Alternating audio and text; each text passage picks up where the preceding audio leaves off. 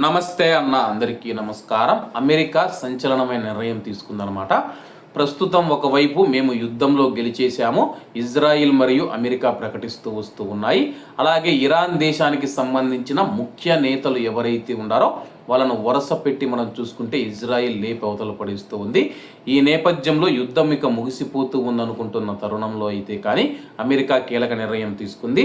Middle east, Kuwait మరియు Gulf దేశాల వైపు మనం చూసుకుంటే కానీ, అలాగే యుద్ధం మొదలయ్యి 3 వారాలు గడిచాక కూడా అమెరికా కువైట్ మరియు గల్ఫ్ దేశాలకు మరిన్ని యుద్ధ నౌకలు మరియు 2500 మెరైన్లను పంపుతూ ఉందన్నమాట.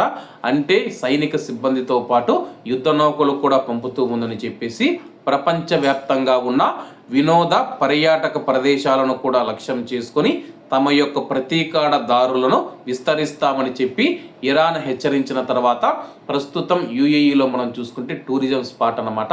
ఆ యొక్క ప్రదేశాలను లక్ష్యం చేసుకొని ఇరాన్ దాడులు చేస్తామని ప్రకటించింది.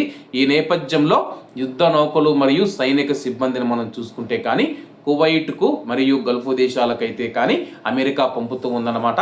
అమెరికా, ఇజ్రాయిల్ ఒకటే చెబుతూ ఉన్నాయన్నమాట, యుద్ధం ఆపేయడానికి మేము ప్రస్తుతం సిద్ధంగా లేము, చర్చలకు కూడా ప్రస్తుతం అయితే మేము సిద్ధంగా లేమని చెప్పేసి ఇరాన్ పైన పూర్తిగా విజయం సాధిస్తామని తెలుపుతూ ఉన్నాయి. ఇప్పటికే మనం చూసుకుంటే కువైట్ మరియు గల్ఫ్ దేశాలకు $23 బిలియన్ విలువైన ఆయుధాలను అందించేందుకు అమెరికా ఆమోదం తెలిపింది. ఒక కువైట్ దేశానికి మనం చూసుకుంటే రాడార్ వ్యవస్థ అని చెప్పేసి, ఎయిర్ డిఫెన్స్ సిస్టమ్ అని చెప్పేసి, అలాగే ఏదైనా క్షిపణులు, డ్రోన్లు వస్తే అడ్డుకునే దానికి మనం చూసుకుంటే కానీ మొత్తం $8 బిలియన్, $800 కోట్ల ఒప్పందానికి అమెరికా ఆమోదం తెలిపిందనమాట.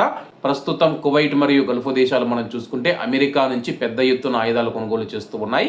అలాగే ఈ నెల చివరికి యుద్ధం ముగుస్తుందని చెప్పేసి అంతర్జాతీయంగా ఉన్న నిపుణులు అభిప్రాయపడుతూ ఉన్నారు. కాబట్టి అందరూ బాగుండాలి, అందులో మనం ఉండాలి. అందరికీ నమస్తే అన్న, జై హింద్.